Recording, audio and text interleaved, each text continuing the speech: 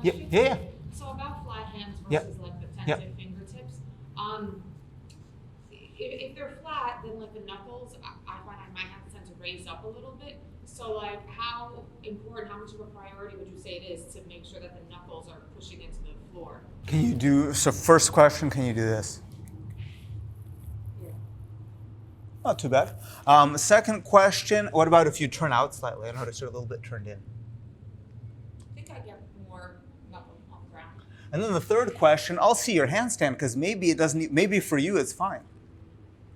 I agree, it's kind of exhausting, but I feel like, I get to sink the knuckles down. We'll see in the handstand. I'll make sure to watch if I don't, because I can draw some potential conclusions right now, but I don't know completely. I'm seeing maybe rotation of the elbows might be something, maybe pushing into a certain part of the hand on the inside, maybe shoulder rotation, maybe shoulder position. It could be that your shoulders are a little bit too far behind the hands and maybe you have to go forward more. But like this is the time also to play with it. And also there's no law that says you have to have your knuckles down. You have more surface area if you do, but there's people that balance like this, right? I don't, but there's a lot of Russian hand balancers that do like this, like a cup. And they're monster hand balance. And they don't have any of the middle of their hand on the floor.